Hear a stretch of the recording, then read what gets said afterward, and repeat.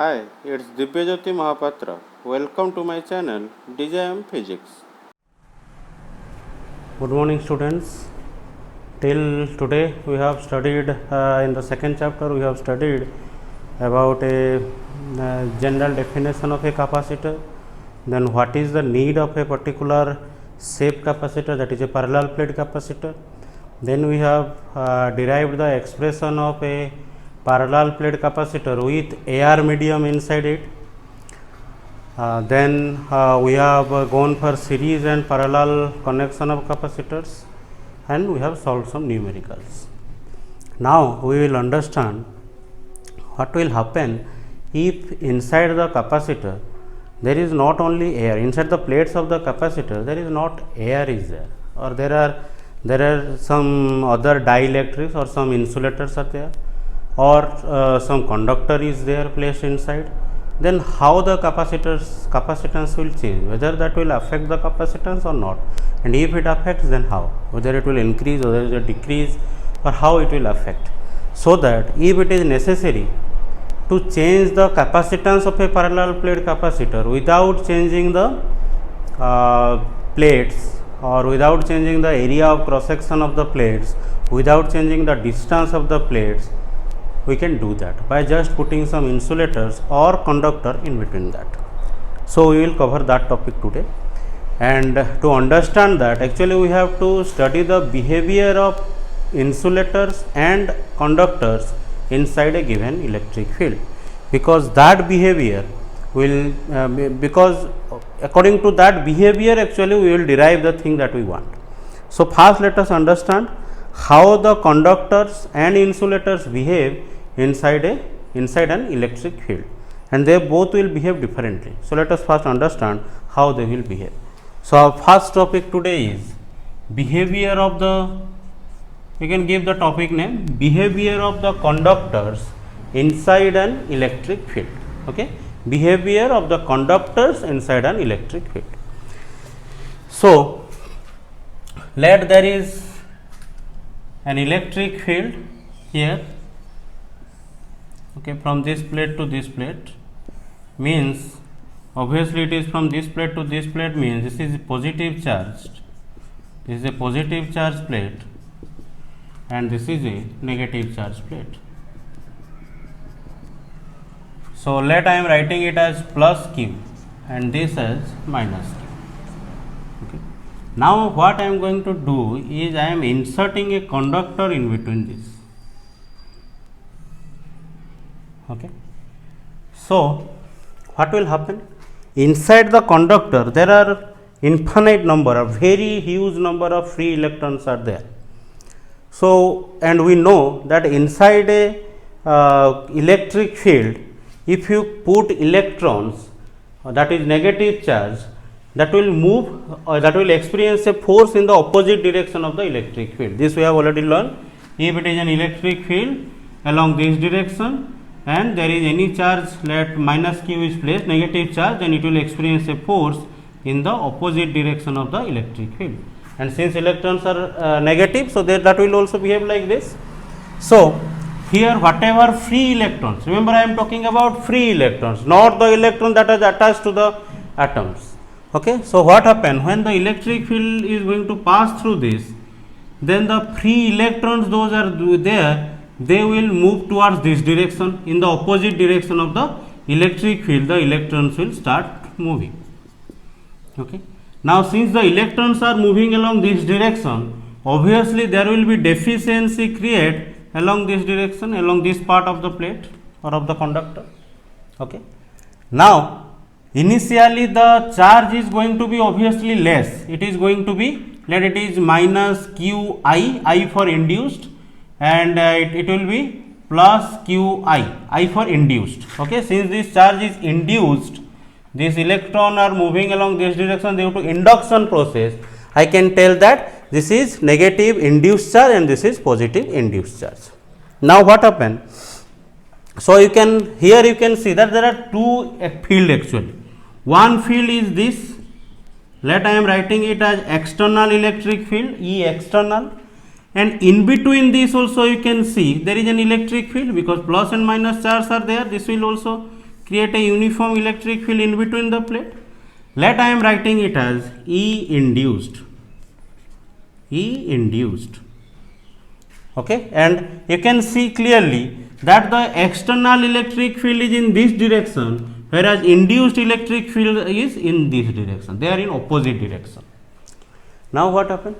Gradually, when time passes on, the number of free electrons are going, the density of number of free electrons is going to increase in this plate.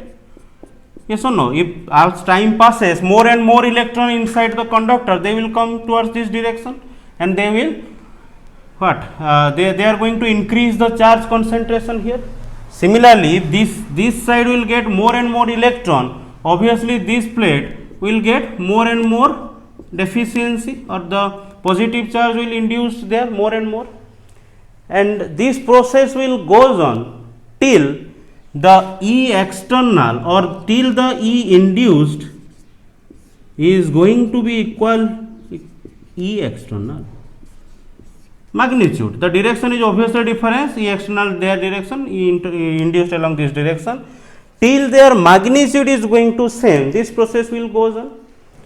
Why till only till now? Why this E induced cannot be more than that? Because why the electrons are flowing along this direction? Due to the external field.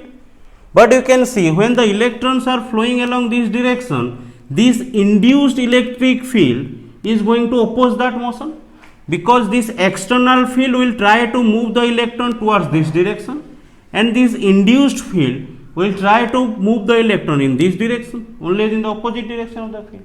So when they will become equal, now in this what happened to an electron inside? External electric field is applying a force along this direction, and induced electric field is applying a force along this direction. Now when they become equal, these two forces are also equal.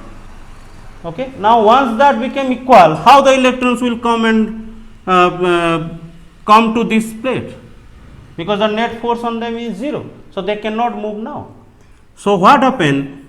This charge density goes on increasing with time. This E external is fixed constant, okay, because this charge is not going to change. So external electric field is kept constant, but due to the flow of more and more free electrons, the E induced is going to increase inside the conductor, and this process goes on till E induced becomes equal to the E external. Okay. Now let us check what is the net electric field here, net electric field here, and net electric field here in these three regions. Here obviously in this region there is an electric field of E external, there is no induced electric field here from here to here. Similarly in this region also there will be an E induced, E external, because there is no induced electric field. But what happened along this region? Along this region there is a external electric field along this direction and an induced electric field along this direction. External along this, induced along this, and they both are having of equal magnitude. So what is the net electric field in this region? In this region the net electric field, or E, will be equal to E external minus E induced, and that will be equal to 0 because they are equal and opposite. Is this part clear? So in one word I can tell, whenever I will keep a conductor inside an external electric field, the net electric field inside the conductor will be 0. Initially there will be an electric field inside the conductor, but that electric field is going to be opposed by an internal or an induced electric field, and after a short time or after some time there will be no electron. Net electric field inside the electric field will be 0, and we have used this result previously in chapter 1 when we have derived the electric field due to a cell. There we have used that electric field inside that cell is 0. Okay, if it is a conducting cell, or if it is a conducting sphere, in electric field inside that is going to be 0. The reason is this. Is this point clear? So the conclusion here, you can remember it is simply in one line. Whenever a conductor is placed inside an electric field, inside an uniform electric field, inside a uniform electric field, the net electric field inside is going to be 0 after a few time actually, because initially there is an electric field, it will take some time to produce the equal or to get this situation where the induced and external field is going to be same. So this is the behavior of a conductor inside an electric field, and obviously if you prove this, that electric field is 0, then by using Gauss law you can prove this result also. What is Gauss law? What is Gauss law? E dot ds vector, that is flux, E dot ds vector integration equal to q enclosed divided by epsilon naught. Okay. But if E becomes 0, okay, then obviously q enclosed will become 0. Yes or no? Or you can prove it in a exactly opposite manner. Why? How? If you have assumed that, or if you know that there will be no electric field, no charge can reside inside the electric field, inside the conductor. This also we have proved in properties of electric field line. Okay. So if there is no charge inside a conductor and if this part is 0, it means E vector dot ds vector equal to 0, and since this cannot be 0, this cannot be 0, obviously electric field is going to be 0. Okay, or you can prove in opposite way. If there is no electric field inside the conductor, there cannot be any charge enclosed inside it. Okay. So this is the first part. Now let us come to the next part, where we will understand the behavior of an insulator inside the electric field. So this is the next part. You can give the heading as behavior of an insulator inside the electric field. What is the main difference between a conductor and an insulator? If you know, then it is nothing but the number of free electrons. Okay, let me just draw it, then I will explain. Here there is an external electric field is there, in between which you have kept an insulator. Okay. Here let the charge is plus q and here it is let minus q. Now, as I have told just now, inside a conductor there are a huge number of free electrons. That is why actually those are conductor. We will also learn about this in the next chapter, current electricity, what is the need of those free electrons for making an object a conductor. So in an insulator there are no such free electrons, or very few number of free electrons are there.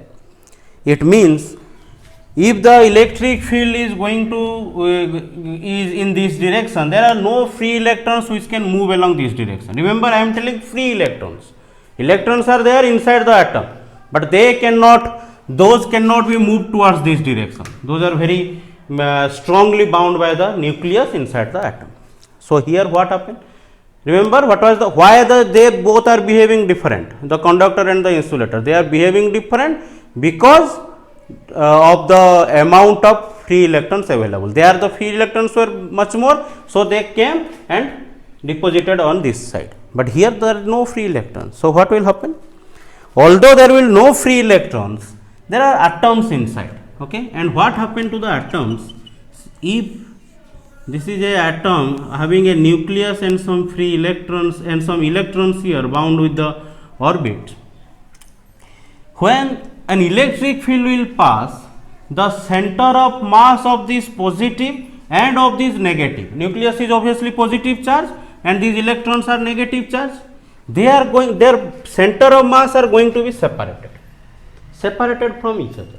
Okay, it means now this atom, I can tell that they are polarized. Polarized means a positive the nucleus will come to one side of the one side, or the center of mass of the nucleus, that will come to one side, and the electrons, those will come to one side. The center of mass of the electrons means it will somewhat like this elliptical shape. Okay, with one center of positive center of mass one along one direction and negative center of mass along one direction. So this process is actually is a completely different process, that is a part of chemistry also. If you want, I can explain that later on. For now, you can just remember, when there will be a strong electric field passes through an atom, it get polarized. Polarized means negative charge one side, positive charge one side, and as we know that this is nothing but a dipole, and we have already learned about dipole, where the direction of the dipole moment is always from the minus to plus direction. Okay. So what happened here in this case? Initially, all these dipoles will be let something like this. Here a minus plus, here there will be a minus plus. They can be in arbitrary direction. In all the dipoles, they will be in arbitrary direction like this. Throughout there will be dipole. They will be in arbitrary direction like this. Okay, all these are atoms. Okay, atoms which behaves as an dipoles inside a strong electric field. Now what happened? Now we have derived one concept in the last chapter, that if there is a uniform electric field and there is a dipole placed here of minus q plus q, and then I can tell that along this direction there will be dipole moment p vector, and if this angle is theta, along this direction there is E vector. This dipole is going to get a torque, and what is the torque expression? Torque will be equal to P vector dot E vector, okay, or torque equal to P cos theta. So, sorry, P vector, torque vector equal to P vector cross E vector, or I can write tau equal to P E sin theta. It means this is going to get a torque. Okay, and what happened with this torque? With this torque, remember, this torque always try to bring this dipole in the direction of the electric field. In this case, you can see there will be a force along this direction and there will be a force along this direction, and this dipole will rotate along like this. This dipole will rotate like this. It means obviously this electric field always try to bring this dipole towards its direction always. Okay, and that torque is given by this we have already learned in the first chapter. So here all these dipoles have some dipole moments, like here it is in this direction, it is in this direction, it is in this direction, like this. All these are acting like dipoles, having some dipole moments. Okay, and due to the external electric field, they all will try to rotate. They will rotate due to the torque, and they all will rotate, or the electric field will try to make them rotate in its direction. Means if this is like this, it will rotate like this. If it is like this, if it is here, it will rotate and it will come to like this. So all these will rotate and it will try to come in the direction of the electric field. Means after some time, what will happen? After some time, in between this insulator, let me just revise this diagram now. After some time, in between this, there will be dipoles like this, minus plus, minus plus, minus plus. Some may not come in the exact electric field direction, but maximum of the dipoles will come in this direction. Some may not come, some may not exactly come in the direction of the electric field, but maximum will come in like this. Means all this dipole moment will be in the direction of the external electric field. So this is the situation after some time inside the insulator. And here you remember that since all the dipoles are like this, I can tell that now this insulator is polarized, because all the dipoles are all the atoms are behaving like dipoles and they are rotating inside the electric field. So I can tell that the insulator is polarized now. Okay, and there will be an electric field. See, you can see that there is an electric field along this direction, along this direction, along this direction. So sorry, so not in this direction, this is the direction of dipole moment, and since you can see here, I can draw it here in larger shape. If the direction of the dipole moment is from minus to plus, obviously the direction of the electric field will from plus to minus, like this. Okay. So in all these dipoles, the electric field will be like this, along this direction. All this dipole will create electric field in this direction. Okay. And since all the electric fields are in one direction, except some very few, since all the electric fields are in one direction, they are obviously going to be added. Okay. And if they will added, they will give a net electric field, and that net electric field is known as electric field due to polarization. It is a polarized insulator, and inside that there will be an electric field along this direction, which will be known as EP, electric field due to polarization. Okay. And obviously the external electric field is still there, it is still there, the external electric field, and this electric field is EP. Now you can see that exactly same kind of situation came here also. What was in conductor, what happened? There was induction, induced electric field, or the electric field came due to induction. Here the electric field came due to polarization, but in both the cases this polarized electric field or that induced electric field were in the opposite direction of the external electric field. There is another one difference is there. It is, in the previous case it is possible that the external electric field and the induced electric field will have the same magnitude, but here in this case it is never possible that this polarized in the electric field will be equal to this. Okay. We will learn the exact formula how we can relate these two, but it is never possible that this polarized electric field due to polarization and electric field due to external field will become same. So there are two differences. Remember it again. They are due to induction, here due to polarization. Their induced electric field can be equal to the external electric field, here it cannot be. Okay. So here what is the net electric field inside this? Obviously I can write it as E vector equal to E external vector minus EP vector. So this is the net electric field, which cannot be 0. There it was E external minus E induced, which became 0. Here it cannot be 0. Okay. So this is one relation, and another relation to find the value of E or E external is there, which actually we have learned, that is known as dielectric constant. There is a constant here known as dielectric constant. And what is this constant? This constant is defined as K, or sometimes we are writing it as epsilon r, which is equal to E external divided by, E external divided by E. E external divided by E. Okay, E external vector divided by E vector magnitude. This is the relation or definition of dielectric constant or relative permittivity. Also I can write it like this also. If it is E, I can write it like this: E external magnitude divided by E is this much. So I can write it as E external magnitude minus EP. E external minus EP magnitude. So this is the formula, and this formula, if you see, as we already know, epsilon r is a term that can also be defined as epsilon by epsilon naught. Okay, and it depends upon the medium.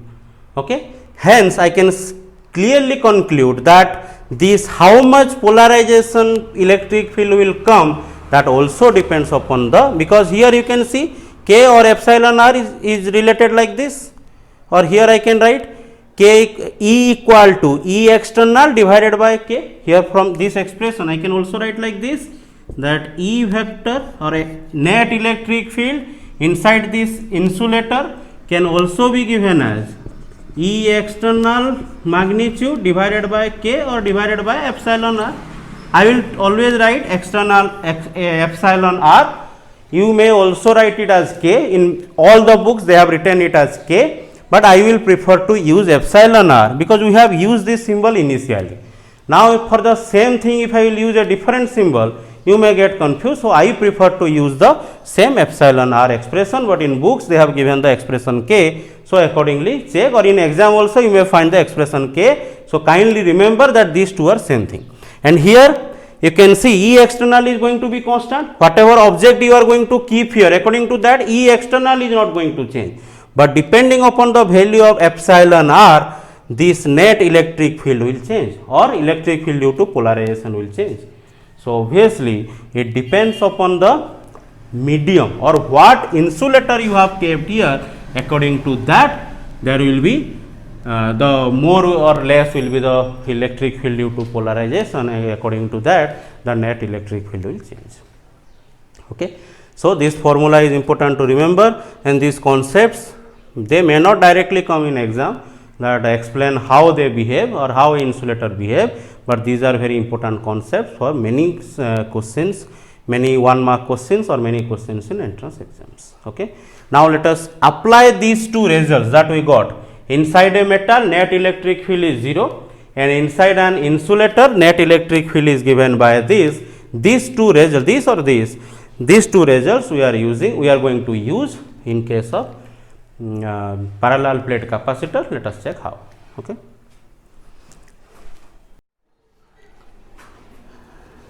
Now let us derive different cases of a capacitance of a capacitor. Here we will derive what happened if the capacitor is filled with air, if the capacitor is filled with some dielectric, or if the capacitor is filled with some metals or some conductors. Okay. We have already derived this case initially, space between the plates filled with air, but again let me remind that part, then we will go for the other cases. Okay. But for derivation here we are going to use two concepts, these two. We have already did this in the previous chapters. In the first chapter we have learned this: if there are two parallel plates having charge of sigma and minus sigma, charge density of sigma and minus sigma, then in between the plates there will be electric field along this direction, and the magnitude of the electric field will be sigma by epsilon naught.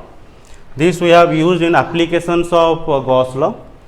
And this, if there is a uniform electric field is there are 2 points inside the uniform electric field at a distance of d. These 2 points can be here or here, but if the distance is d, then V will be equal to E into d. This formula is only applicable if the electric field is in one direction only and these points, and it is uniform. Otherwise V will be E vector dot dr vector. Okay, that is the actual formula, but for uniform electric field we can write this formula. So these two we are going to use. Okay. Now what is a parallel plate capacitor? Parallel plate capacitor is exactly this situation when we have two charged plates having charge density plus or minus sigma. This plate having a charge of plus q, okay, and having a cross sectional area of A. This plate having a charge of minus q and a cross sectional area of A. Okay, means it is positively charged. This plate is complete positively charged, and this plate is negatively charged. Okay, and there will be an electric field along this direction. Okay. So according to this formula that we have derived, I can simply write electric field inside this complete place. This complete place is filled with air. Okay, and let me use a symbol that electric field inside air is E naught. In this case only, I am just writing it a special symbol of E naught. So what will be E naught will be equal to sigma by epsilon naught as for this conclusion. Again, potential difference between these two plates, V will be equal to E naught into D. If D is the distance between the plates, then I can write it E naught into D. Okay. Now if I will put this value here, I will get V will be equal to sigma by epsilon naught into D. This is equation 2. Okay. Again we know from the basic definition of capacitance that C equal to Q by V. Okay, or imply that C will be equal to Q divided by this V you put here, sigma by epsilon naught into D. Okay. Now what is this Q? What is this sigma? Is actually sigma is the surface charge density, that we can write by Q by A, charge divided by area of cross section. This is a plate having area A. This is a plate having area of cross section A. So sigma I can write Q by A. So from here I can write Q equal to sigma into A. Okay. Now if by using this part here, if I will use it here, then I will get C will be equal to sigma into A divided by sigma by epsilon naught into D. These two will cancel out, giving the answer C equal to A into epsilon naught by D. So this is the formula. Formula for the capacitance of a capacitor where the plates are filled with completely air, and this we have derived in the first initial stage of this chapter. Okay. Now let us assume that this place inside the capacitor there is not only air, we have placed some other material. Okay, let we have placed a dielectric, or let we have placed a insulating slab. Okay. So remember here, what is the difference between a insulator and a dielectric? When a insulator is placed inside an electric field, it behaves as a polarized one, or all the atoms are going to behave as a dipole. In that case, the insulator can be known as a dielectric. Okay. So they are approximately same thing. Many times we can see that in place of insulator it may be written dielectric, but it is better to know the concept. An insulator can be known as a dielectric only when it is kept inside a electric field and it behave, all the atoms or all the molecules of the insulators behave as dipoles. Okay. So now what is the second case we are going to study? Second case is, if the space between the plates is partially filled, this is the second case, is partially filled with a dielectric. A dielectric slab you can write, or simply you can write insulating slab. Okay. It means it was air initially, now I have kept something here, some insulating slab here. Here also air, here also air, but here some insulating slab is placed. Okay. Let me draw the diagram again clearly so that we can understand it. So here there are two plates having charge density of plus sigma and minus sigma. It is the plates of the capacitor. Okay. Let the distance between these plates is d, and I have kept a dielectric slab here whose thickness is T. Okay, this is a dielectric. Here also air is there, here also air is there, and here there is a dielectric medium. Dielectric medium is there. Okay. Now this case we have already, just before the starting of this part, we have already shown how the electric fields will be. What are the electric field? In this region there will be electric field due to or through the air, which I have written there E external. Let me write it here as E naught. Okay, through air I have used the symbol E naught. Here also there will be electric field through the air. So here also I can write the electric field as E naught. But here there will be an electric field, net electric field in this direction. This I am just drawing the net electric field in this direction and this electric field is not E naught. This electric field is let E vector. Okay, and I have told you that the E vector can be this. I have just starting of this chapter, at the starting of this video, I have told you what is the relation between E and E naught. What the relations are? It is, let me actually write it here. It was E naught by E external divided by the net electric field. So I can write E will be equal to E naught divided by epsilon r. So this is also a formula that we have derived in the initial part of the video. Okay. So this three I have just this thing and this thing I have explained. Now let us find what is the net potential between these two plates. Net potential V will be equal to V1 plus V2 plus V3. What is this V1 plus V2 plus V3?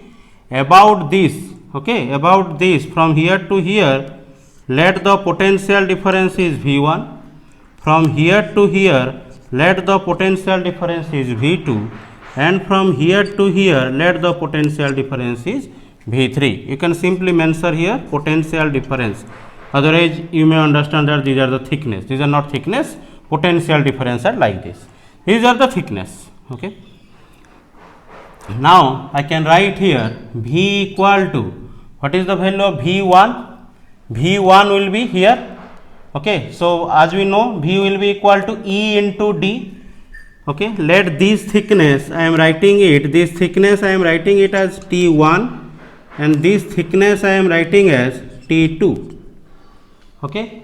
So here the electric field or the V can be first written as, let me write it like this, E naught, here the electric field is E naught into the distance is T1. So E naught into T1 plus here electric field is E and the distance is T. So it is E into T plus here electric field is again E naught, but the thickness is T2. So E naught into T2. Okay, by using this formula for these three parts. Now again V will be equal to, I can write it like this, E naught, let me write it simply E naught into T1. This part I have kept here, so I can write it as E naught into T2 plus this E I can write as E naught divided by epsilon r into T. Okay, I have used this. You have to write the notes accordingly. Okay, you cannot write like this while writing in exam. I will give you the notes at the end of the all this chapter, but till then you have to understand from the video and take your own note. Why I am not giving the notes now? Just to check whether you are checking, means watching the videos carefully or not, and you are taking the notes or not. Okay. So this formula I have used here. E equal to E naught by epsilon r into T. So from these three you can see I can take actually a E naught as common, and I will get here T1 plus T2 plus T. Okay, but to simplify it again, let me write it like this, E naught into this T1 plus T2. Okay, here it was T1 and here T2. So T1 plus T2 I can write as D minus T. This total distance minus this distance will be this plus this. Okay, check the video. This total, check the diagram. This total is D. This is T1, this is T2. So D minus this plus this will be equal to T. Okay, or T1 plus T2 I can write D minus T. Okay, so it is D minus T plus, here if we take, here it is actually T by epsilon r, sorry. So it is epsilon r is there. So it is D minus T plus T by epsilon r. Okay, this is the value of V. Now let us keep it aside. Now again we don't have to find the potential difference between the plate. The question was find the capacitance of this parallel plate capacitor. So now the capacitance will be C equal to Q by V. Okay, or imply that C will be equal to, let me write Q as Q itself, and divided by this V expression, if I will put, it will be E naught into d minus t plus t by epsilon r. Okay.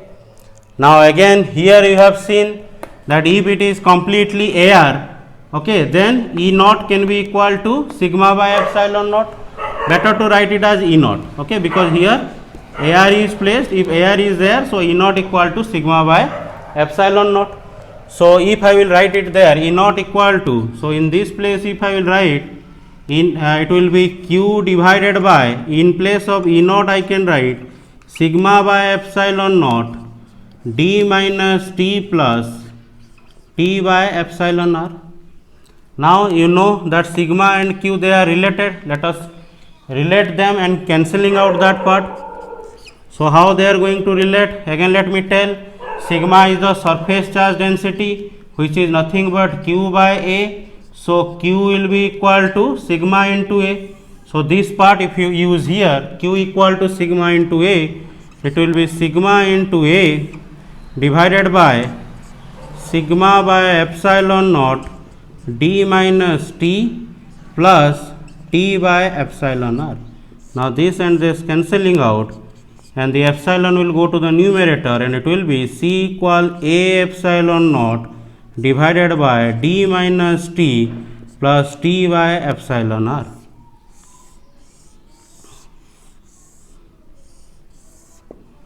So this is the formula. Okay. What is this? And C is the capacitance of a capacitor which is filled with a dielectric. What is A is area of the each plate, epsilon naught absolute permittivity of air, d is the distance between the plates of the capacitor, T is the thickness of the dielectric slab, and epsilon r is the relative permittivity of the this slab, whatever material you have placed according to that. And you can clearly see here, if epsilon r increases, okay, this value will decrease. If this value decreases, this total value will decrease, and if this total value, this total value will decrease, and if this total value decreases, C will increase. Let me again tell, if epsilon r increases, then T by epsilon r will decrease. If this T by epsilon r is decreasing, this total part is decreasing. Again in the fraction, if this total is decreasing, obviously C will increase. It is a fraction, so if the denominator decreases, C will increase. It means without changing the area of the plate, without changing the distance between the plate, that is d, you simply put a dielectric of relative permittivity epsilon r, or you can tell dielectric constant k. In books you will find it T by k, where k is the dielectric constant, same thing. So if we put that, then automatically its capacitance is going to increase. Is this part clear? Now we will do some numericals. At that time it will be more clear. Okay. So this is the derivation, and while deriving we have used this, also this and this. First we have found the potential across the three parts, and here in between this electric field we have used this formula, okay, and then taken out using the general formula of C, we can find the answer. This is the second case, and it is the most important for your exam point of view. And at the end also I will tell that if you remember only this one formula, all the four formula that we are going to derive, actually all the four formulas can be derived from this formula only, this single formula. Okay. So now let us come to the third part or third case. What is the third case? In the case 3 we will learn about if the space between the plates is completely filled with dielectric, completely filled with a dielectric. Okay.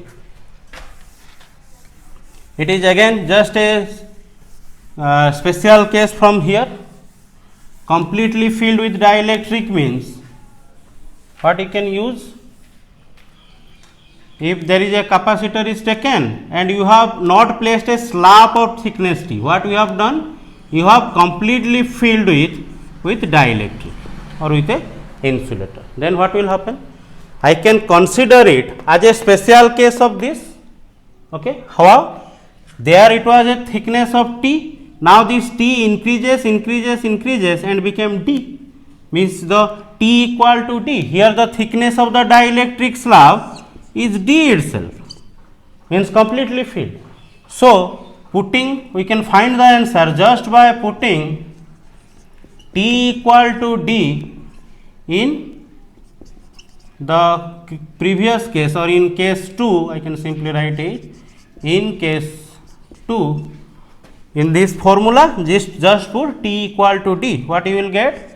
C equal to A epsilon naught divided by D minus D plus D by epsilon r. D minus D plus D by epsilon r. So this will come 0 and C will be equal to A epsilon naught divided by D by epsilon r, or C equal to A into epsilon naught into epsilon r by D. Okay, and again we know this is nothing but epsilon.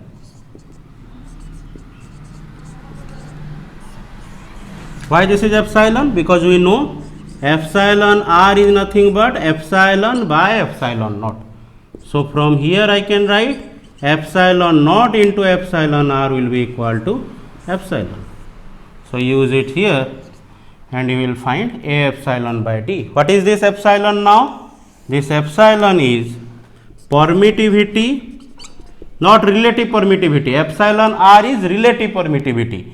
Epsilon naught is permittivity of vacuum. So what is epsilon? Epsilon is permittivity of the dielectric.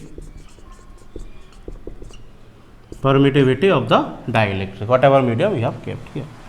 So this is very simple also. You can simply remember like this. If completely filled with A epsilon naught by D, if completely filled with some other material, obviously it should be A epsilon by D. Like that also you can derive. If completely filled with air, A epsilon naught by D. And what was epsilon naught? Permittivity of air. Now you are not keeping air, we are keeping some other material, other insulator. So obviously it will be A into epsilon permittivity of that medium divided by D.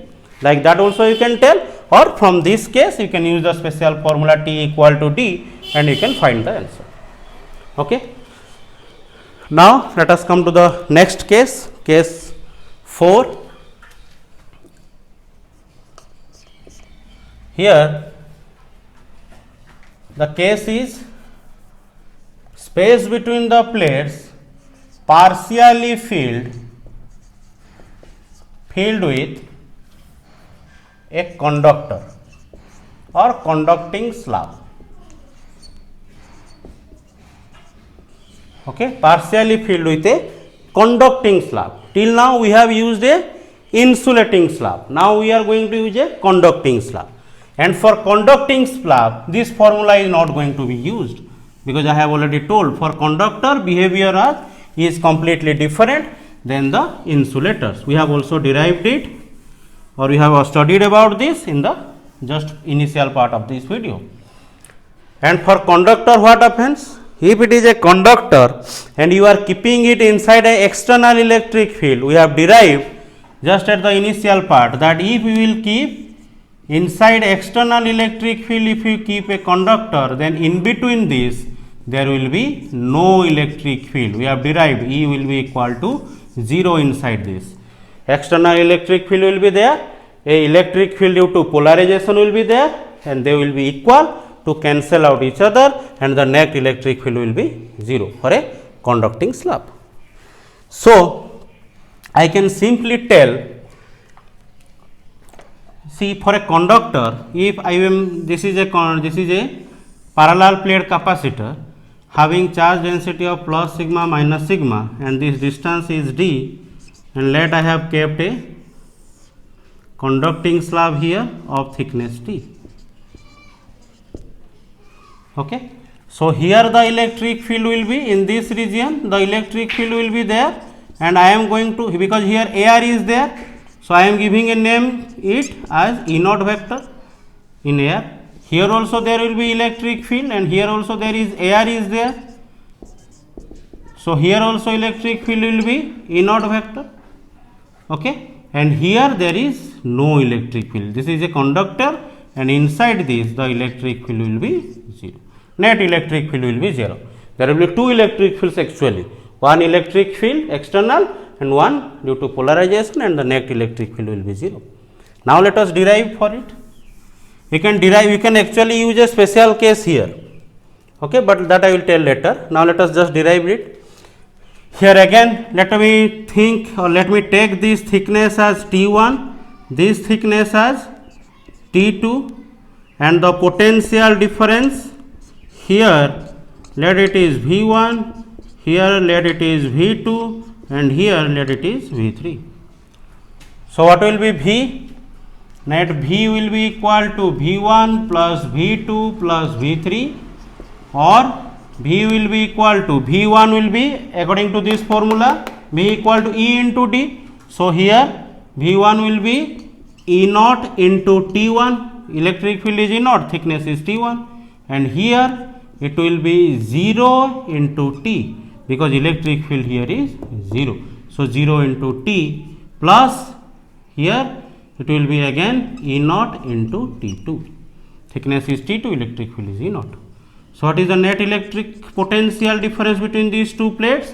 It will be, if E naught is taken common, it will be T1 plus T2, or V equal to E naught, again T1 plus T2 equal to D minus T. So it will be D minus T. Check this diagram, T1 and T2, this is D. So D minus T, it will be T1 plus T2.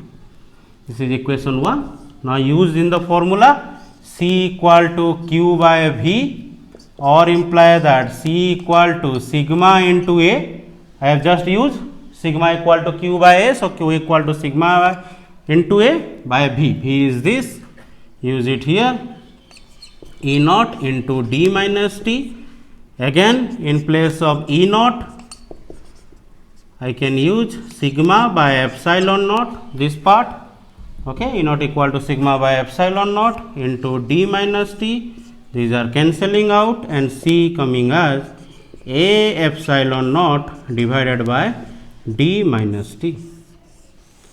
So check what happened if you were keeping a dielectric or an insulator. You are getting T plus 1 extra plus T by epsilon r. Here that part is not there. Okay, so this is how you can derive what happened if the plates are partially filled with a conducting slab. And also you can derive this formula from this formula. How? We already know in the first chapter I have given some values of epsilon r, okay, and there I have told, this is the alternate method I am telling, alternate method to derive the capacitance with this dielectric with a conducting slab. For metals I have told epsilon r equal to infinite. Go and check your notes for the first chapter where I have introduced the dielectric constants or permittivity. There I have clearly told that epsilon r equal to infinite for a conducting material. So in this formula, okay, putting this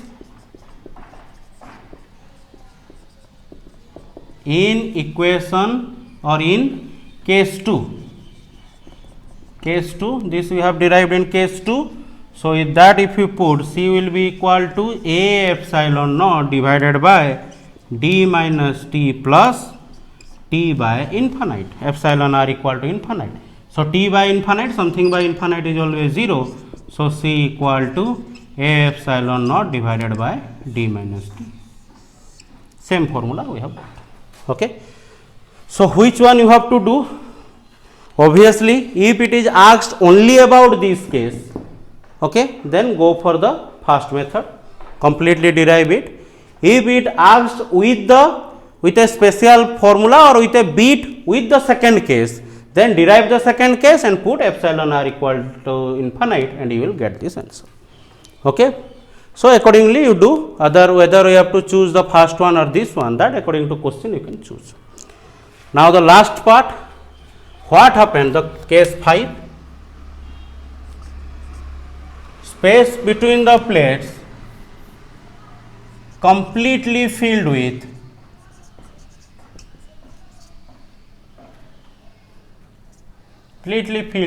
conducting material or conductor. Completely filled with conductor. If it is completely filled with conductor, if there are two plates and it is completely filled with conductors, what do you mean by it? Itself is a conductor. Yes or no? So, in that case, what you can do? You can just derive it by using T equal to D in this case. In this case, what was there? There was a conducting slab of thickness T. Now, increase that thickness, increase. When it become D, this situation will come completely filled with conductor. Now, for conductor we know this. So, here we can use like this, I can write using T equal D in case 4. In this case, simply use T equal D and you will get C equal to A epsilon naught divided by D minus D or C equal to infinite. Okay, because D minus D is 0, so it is infinite. So, I can tell that the capacitance of a metal is how much? Infinite. Okay. So, these are all the 5 cases. One is the general formula, if it is completely filled with air, then filled with a dielectric slab, then completely filled with dielectric, then filled with a conducting slab, then completely filled with a conductor, or it is a conductor itself. So, this is a short question it can come. What is the capacitance of a conductor? Answer is infinite.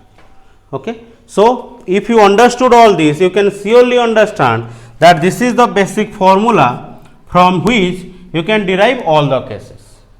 Okay. If the first case completely filled with air, if it is completely filled with air, then obviously epsilon r for air equal to 1. Okay. So, if it is 1, then T minus plus T they will cancel out and A epsilon naught by D. You can get the case 1. This is the formula for case 2. Case 3, in case 3 I have already done. In case 3 T equal to D, so put that you will get the case 3. In case 4 epsilon r equal to infinite, you will get the answer for case 4. In case 5 T equal to D and epsilon r equal to infinite. Okay. So, you will find the answer. Go through it, what I am telling here. Whenever it is half filled or partially filled, T will be T. When it is completely filled, T will be D. When medium is air, epsilon r equal to 1. When medium is a insulator, epsilon r will be epsilon r. And when medium is a conductor, epsilon r will be infinite. And you will find all the 5 answers. Okay. So, now this is one part completed. Now, let us come to the next part of the chapter.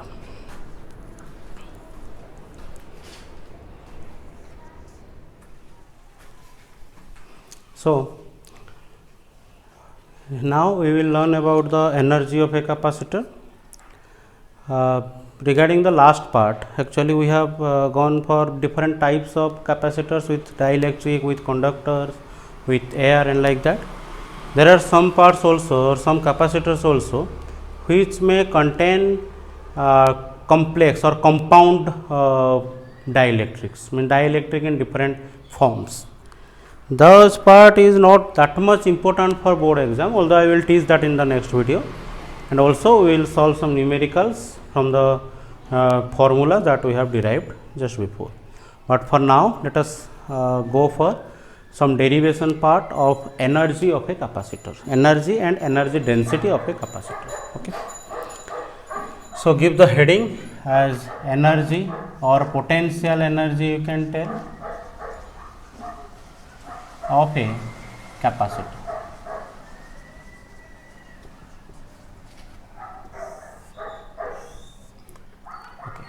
as we know, potential energy is always comes from electric potential energy is always comes from the amount of work done to store the charge or to move the charge from one point to another point, that we have already seen while defining potential energy like that. So, potential energy, what is potential energy? Potential energy in a general case, forget about capacitor, in a general case what was potential energy? It was the amount of work done to take two charges and to keep them in certain distance, or to for a system to bring all the charges and keep them at certain points in a system. Whatever amount you have to do, that amount of work done you have to do, that amount of work done was the potential energy of the system, electric potential energy. So, here potential energy of a capacitor also can be defined like that. So, potential energy I can tell that if I am telling that it is having a charge q, it is having a charge minus q. So, whatever amount of work I have to do to store those charges of plus q and minus q in these plates, those will be known as that amount of work done will be known as the potential energy. So, let us derive that expression. I think this is clear what we are going to do. So, let initially the capacitor is completely uncharged. Initially it is completely uncharged and you have connected it with a battery of potential V. Okay. And when you have connected it with a potential V, it is going to take some charge, store some charge. Okay. And let there is some q dash charge is stored here. Okay. Some q plus q dash charge here and some minus q dash charge here.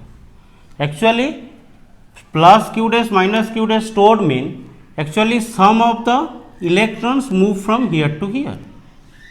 Some of the negative charges move from here to here, negative charges. Okay. Now, when initially it move, initially it move and the charges stored like this. Now, after that, obviously, if the charges negative charge will come from electrons will go from here to here, it will get negative charge, and it is due to the absence of electron it will get positive charge. Now, once the charge stored here, now you have some amount of negative charges, some amount, let us very small amount, but there is some amount of negative charge, and here there is some amount of positive charge is there, plus q dash minus q dash. Now, let I want to take a further dq dash charge, further dq dash charge from here to here along this direction. Okay, dq dash, a very small amount of charge I want to take from here to here. Now, to take this charge I have to do some work. How much work I have to do? Let initially when the charge was there q dash and minus q dash, it will keep a electric field here, it will form a electric field in this region. Okay. And also there will be a potential difference between these 2 points initially, and what will be that potential difference? That potential difference is let V dash, V equal to Q by C, so it is let Q dash by C. Capacitor of capacitance C, charge is Q dash, so it will be V dash equal to Q dash by C. It was the initial situation, V dash equal to Q dash by C. Now, when you are trying to take this charge from here to here against the electric field, why against the electric field I am telling? Because it is a negative charge. Okay, it is a negative charge and the force on this is in this direction. Yes or no? So, because on negative charge the force is always in this direction. So, if you are taking a dq dash charge from here to here, actually minus dq dash, let me write minus dq dash charge from here to here, obviously you have to do some work because you are moving against the force. The force is along this direction and you are trying to move along this direction. Is it clear? Now, what is that amount of work done? Since you are moving a small charge, that amount of work done will be very small, dw, and as we know w equal to how much? V equal to w by q naught formula, as we know. So, w equal to v into q naught. So, v is the potential difference. The potential difference here was v dash and into q naught. Q naught was the charge which is moving. What is moving here? d q dash. Okay, I am not writing the sign here because I am just finding out the magnitude. Okay, and I have used that sign for the direction that it is going to oppose. The force is along this direction and we are moving along this direction, so there will be a opposing force. So the minus symbol used there, we have used there. So and we are now I am just trying to find the magnitude. So it is v dash into dq dash, or I can write it dw will be equal to v dash is q dash by c. So it is q dash by c into dq dash. Okay. Now what will be the total amount of work done? What is total amount of work done? It was initial situation. Finally I want to make this charge as plus q and this charge as minus q. Finally I want a capacitor having charge plus or minus q. So to do that, what will the net amount of work done? W will be equal to integration of dw or integration of q dash by c into dq dash. What is the change in dq dash? From what value to what value it is changing? Initially it was 0 and finally it is q. So this is the value of w, which is changing from 0 to q dash by c dq dash. Capacitance is constant. Okay, that depends upon area, medium and the distance between the plates. That is not going to change here according to the potential or charge. So I can write here w will be equal to 1 by c integration q dash dq dash 0 to q, or I can write it w equal to 1 by c q dash square by 2 integrate it, you will get 0 to q. Now let us simply write it. The formula will be w equal to 1 by 2. If you put the higher limit minus lower limit, you will get half into q square by, or let me write it like this, q square by 2c. This is the amount of work done, and this amount of work done is stored in the system as a potential energy. I have already explained this part, how the work done in the system or on the system is known as potential energy, that I have already explained. So this amount of work done will be equal to the potential energy of the system or of the capacitor, and that is given by q square by 2c. There can be different form for this expression. How? I know that q equal to cv. So if I use that in here, I will get u equal to c square v square divided by 2c, or I can write u equal to half cv square. So this is also one formula. Again I can write the same thing in another way. If I will put I want to write it in terms of v let, okay, in terms of q and v, let in terms of q and v. So what I will do, in place of c I can replace c equal to q by v. So if I will replace that, I will get u equal to q square divided by 2 into q by v. So this will cancelling out, and you will get u equal to half qv or qv by 2 half q into v. We will go to numerator and you will get this. So these were the three expressions of energy of a capacitor. This is in terms of q and c, this is in terms of c and v, this is in terms of q and v. According to the need, we have to use these formulas. While we will solve some numericals, we will check in which case we have to use which formula. Okay. Now we can write this formula. These are the three basic formulas. We can write this formula in terms of electric field also. How to write it in terms of electric field? Let us start from here. Okay. In terms of electric field, I want to write. All the four expressions are important, remember. So you remember these three, and the fourth equation is like this. I can write here u equal to this q, I can write sigma into a, because as we know sigma equal to surface charge density, that will be q by a. So q will be equal to sigma into a. Okay. Again here this C, capacitance C I can write as A into epsilon naught by D. For a general capacitor which is filled with air, the expression is C equal to A into epsilon by D. That also we have derived. Now let us write the expression what we are getting here.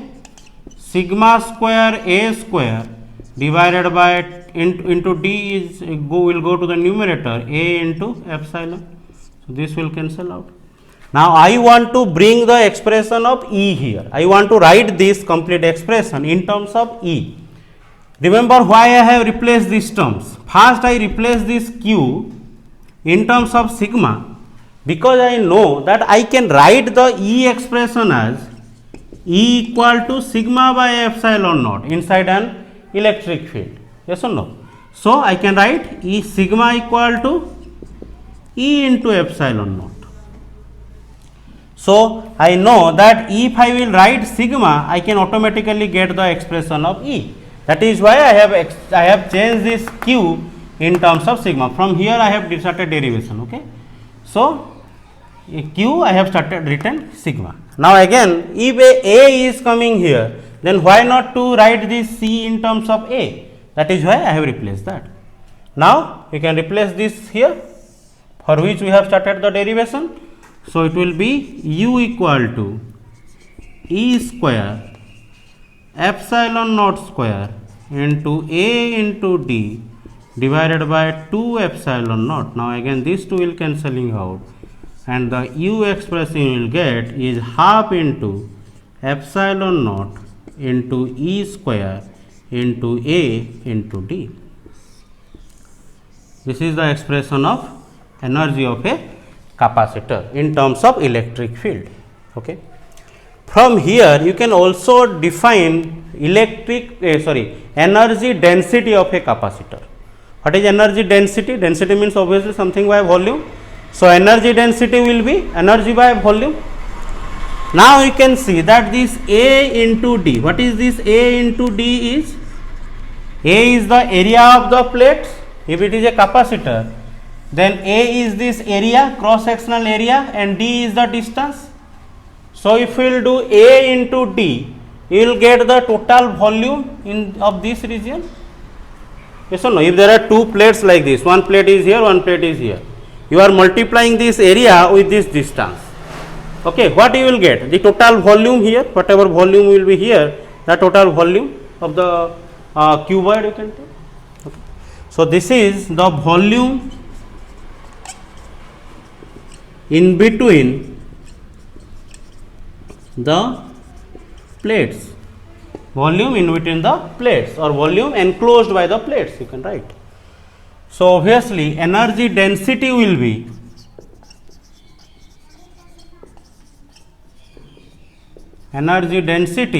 which is normally represented small u. Actually this is actually capital U, or let me write it as energy density itself. It will be U by volume. So U is this, if you divide it by volume, this is cancel out, and you will get energy density, or I am writing it as U density equal to this U divided by volume.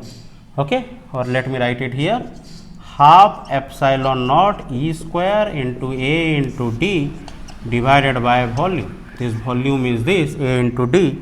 So you got energy density equal to half into epsilon naught into E square. So this is the energy density of a capacitor. Okay. So what we have derived here, 4 expression. First, from the general definition of energy of a capacitor, we have derived this expression.